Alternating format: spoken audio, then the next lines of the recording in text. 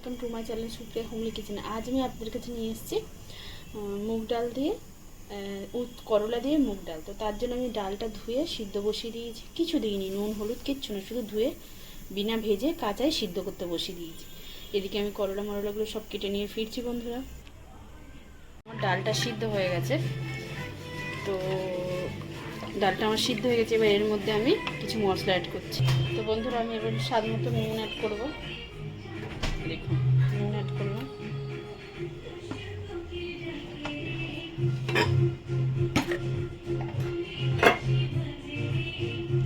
আর হলুদ অ্যাড করলাম।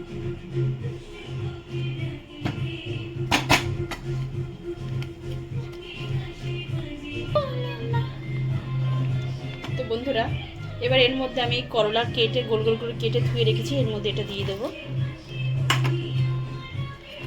তার সাথে আমি কিছু কাঁচা লঙ্কা দিয়ে দেবো, একটু কাঁচা লঙ্কা কেটে রেখেছি, এই কাঁচা লঙ্কা দিয়ে দিলাম। দেখুন দুটো কাঁচা লঙ্কা আমি চিড়ে রেখেছিলাম, এই কাঁচা লঙ্কাগুলো দিয়ে দিলাম।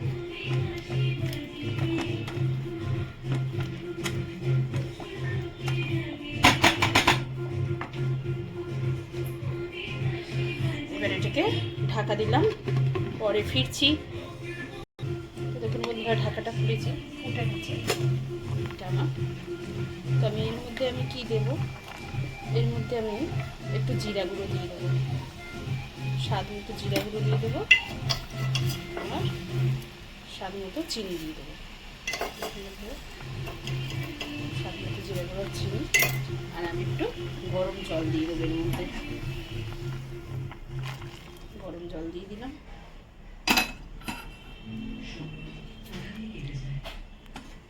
দিয়ে এটাকে নাড়াচাড়া করে আবারও ঢেকে দেবো বন্ধুরা। নাড়াচাড়া করা হলো, ঢেকে দিলাম, পরে ফিরছি।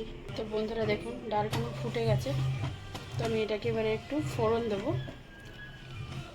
তো রেডি ফুটুক, আমি আবার ফোড়ন দেবো। আমি এইদিকে একটা প্যান বসিয়ে দিয়েছি, দেখুন বন্ধুরা। প্যানটা বসিয়ে দিয়ে আমি এর মধ্যে একটু ঘি দিয়ে দেবো।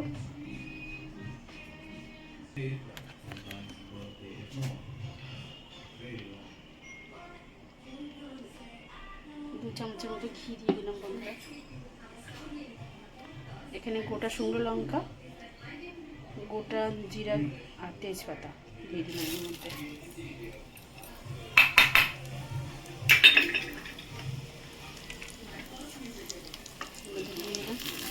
একটু ভাজা ভাজা করে নেব।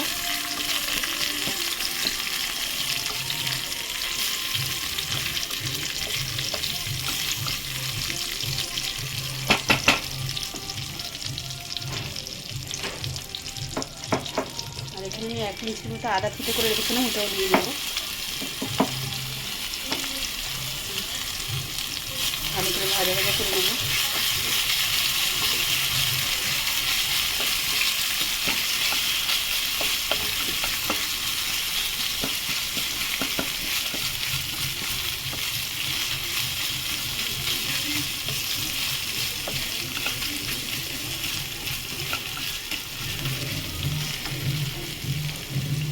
ভালো করে ভেজে নিতে।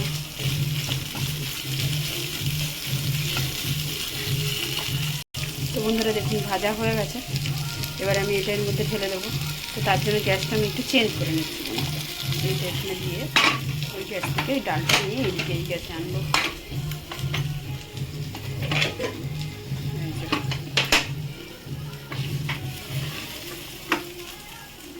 এরকম করে দিয়ে দিই বন্ধুরা।